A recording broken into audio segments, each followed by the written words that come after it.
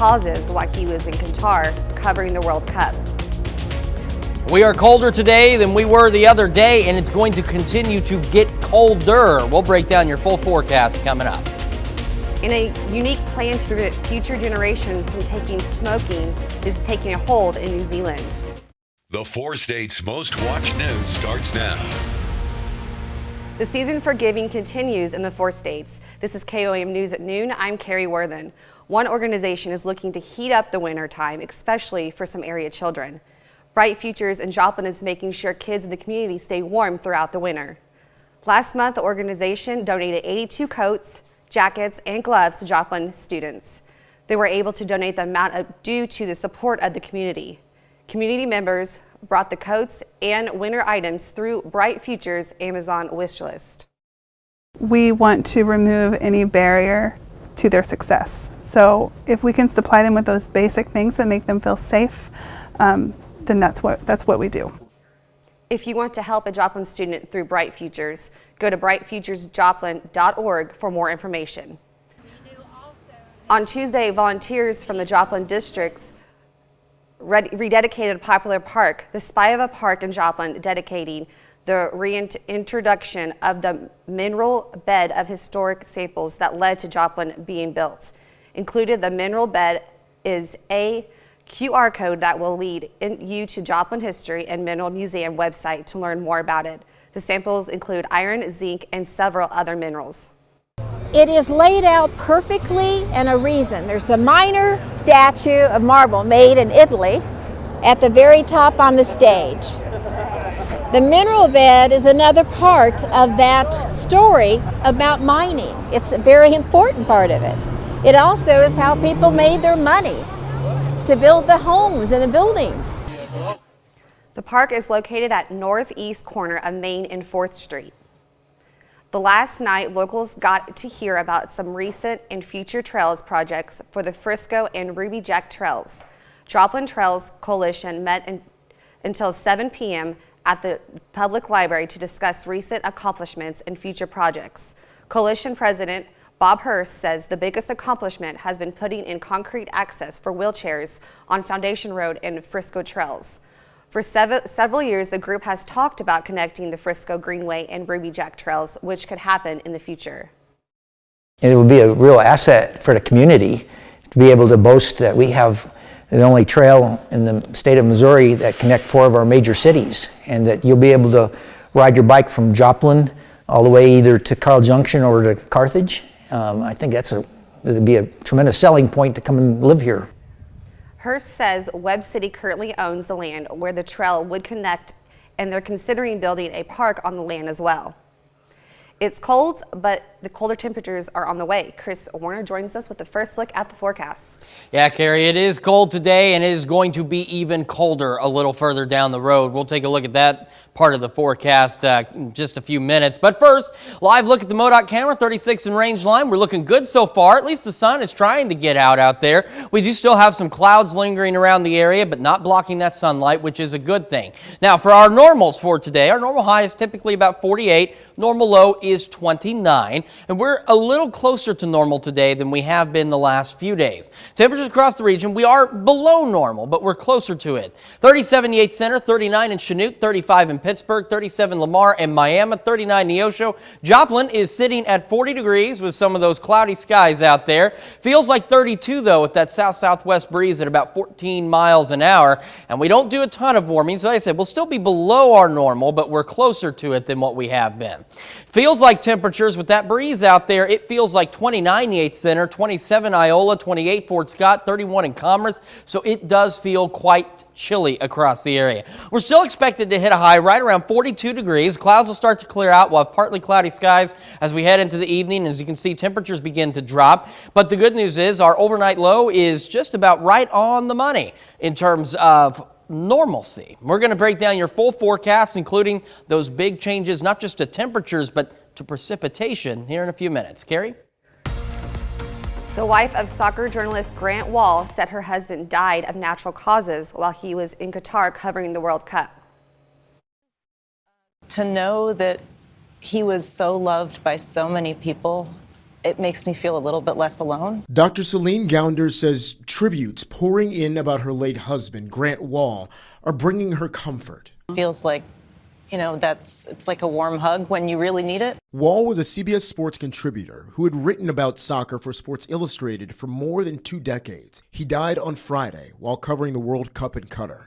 On CBS Mornings, his wife, CBS News medical contributor Dr. Celine Gounder, dispelled rumors that foul play was involved. He had an autopsy done here in New York by the New York City Medical Examiner's Office, and it showed that he had an aortic aneurysm that ruptured. Which means what? Okay. So aorta, that's the big blood vessel that comes out of your heart. It's just one of these things that had been likely brewing for years. And for whatever reason, it happened at this point in time. She says she wants people to remember her husband for his kindness, generosity, and commitment to social justice. I think that's another aspect of soccer that was really important to him, that, promoting the women's game, the recent statements he had made about LGBT rights, that was Grant. Mm-hmm. That was Grant. A legacy that won't soon be forgotten. Jared Hill, CBS News, New York. Dr. Gounder also revealed on CBS Mornings that she was the one who proposed to her husband more than 2 decades ago.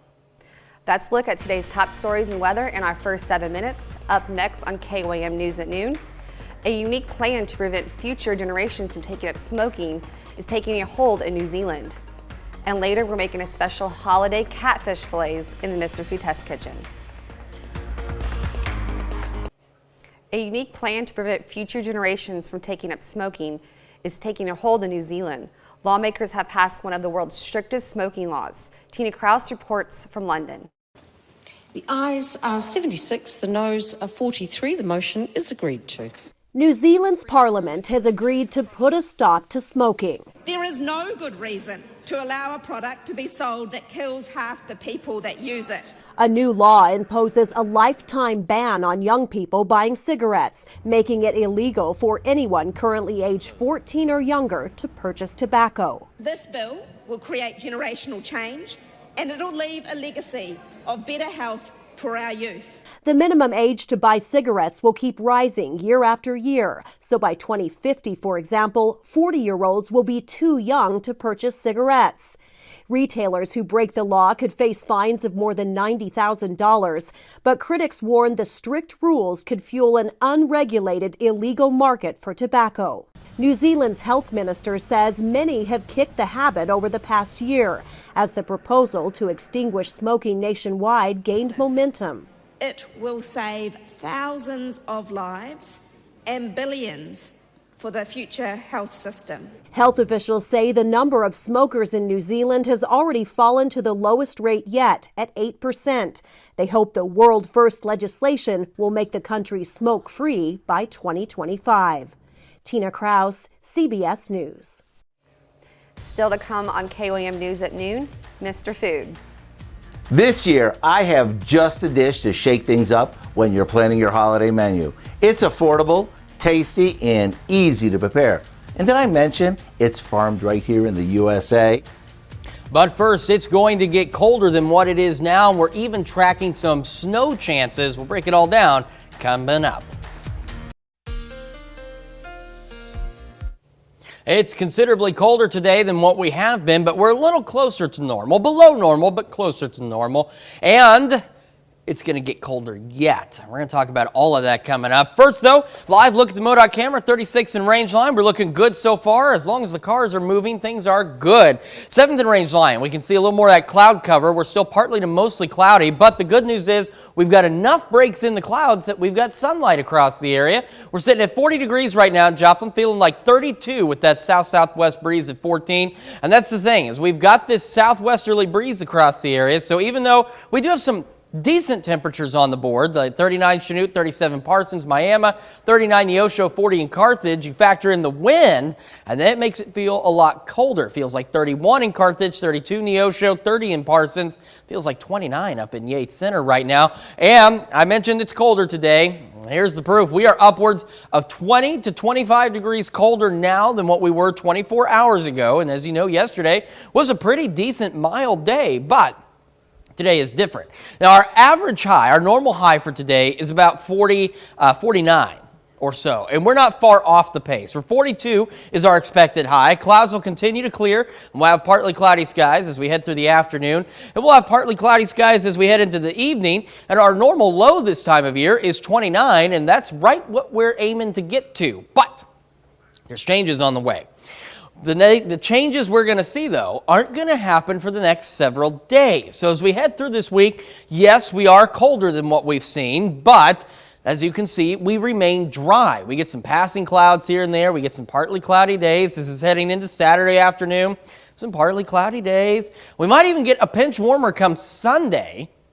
And then Monday is where things start to change. We have this system start to come in, and you can see on Monday we get warm enough that at first we could see some showers, maybe a wintry mix, but as the evening progresses, that starts to change over into snow as temperatures drop down closer to freezing heading into early Tuesday morning, so we could have some stray snow showers on Tuesday morning and through Monday night. But there's more changes. So let's go over this. 39 tomorrow, not looking too shabby. We get into the 30s, so yeah, it's chilly, but not bad. We're looking at 46 on Sunday. Monday, that 38 with the wintry mix possible. That could then linger as into Tuesday morning as some snow. We're up to 40 on Tuesday. Also not bad. Now I'm going to press this button. We're going to show you the 10-day forecast, and this is kind of our warning to viewers that this content may be disturbing to some of you, because it's going to change dramatically. Wednesday, not bad, 46 degrees. System comes in. We get a wintry mix. It'll change over to snow. Temperatures will drop rapidly. We're down to 10 degrees Wednesday night from a high of 46. We head into Thursday. We're going to make it up to 18 with snow possible. From there, we go back down to 7. Just 7. Single number, 7. And by Friday, hey, the snow clears out, but we're only 16 degrees next Friday. 16. So as we progress, even though this weather is cold right now, it's going to feel like summer-like weather by the time we get into the end of next week. And that's the crazy part about all this. And those of you, you were here in February a couple years ago when we had that big Arctic blast. 40-degree weather, 30-degree weather felt like the summertime compared to the single digits. And that's exactly what we're getting ready to roll into here. And of course, we do have several chances of wintry precipitation. Now, right now, we're still far enough out that computer models, I've got 3 different ones I've looked at today. They have us anywhere from 1/4 of an inch of snow upwards to 2.5 inches of snow. So we'll get a much more refined, detail and amount as we get closer. So we'll keep an eye on those wintry systems as they roll through next week. But between now and then, it's hard to say, but really try and enjoy 36 degrees.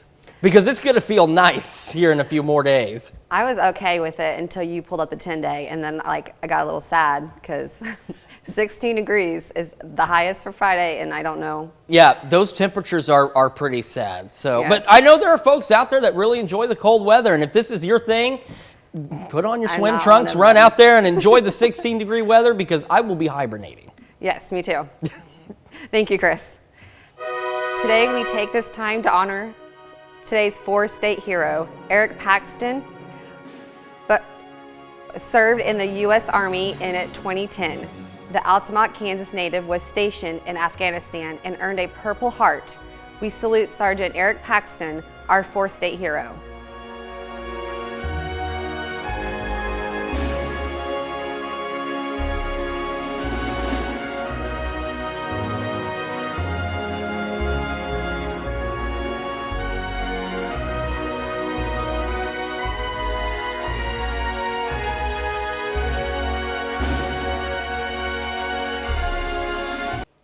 If you are wanting something a little different for this year's Christmas dinner, Howard shares a fantastic dish in the Mr. Food Test Kitchen.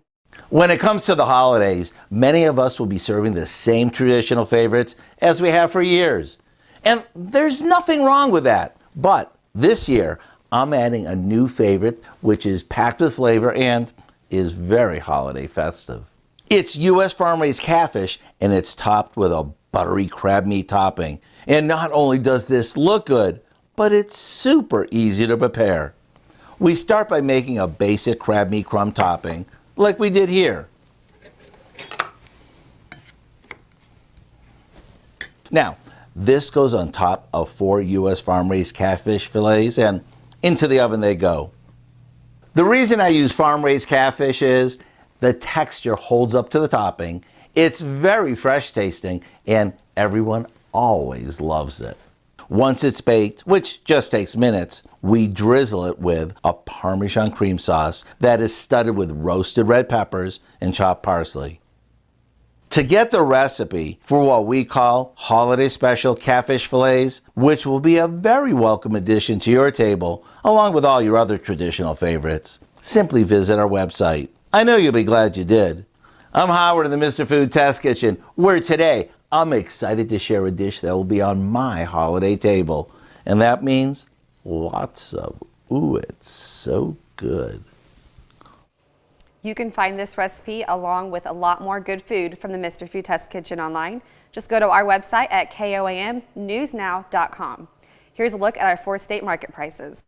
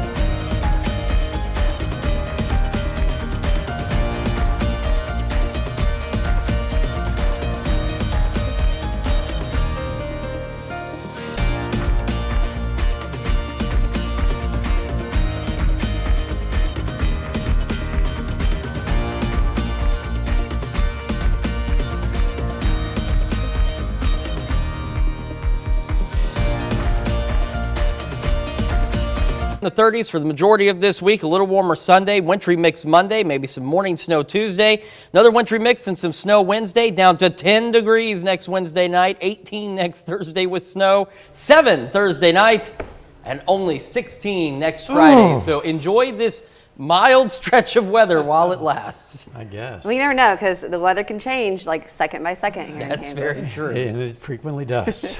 All right, what's coming up tonight at 5? Well, a whole lot of 5 for starters. Time is running out to shop before Christmas, and if you want those gifts to get where they're going, you have to order online. You'll have to do it soon. Plus, award ceremonies for a massive 3-state fundraisers for court-appointed special advocates for children. And a pack of stray dogs have been dumped in Chanute. We're going to talk with a local groomer who helped clean them up. Hope you join us for those stories. A lot more, of course. It's coming up today on KOAM News at 5. Thanks for joining us for KOM News at noon. We'll see you right back here at 5 o'clock.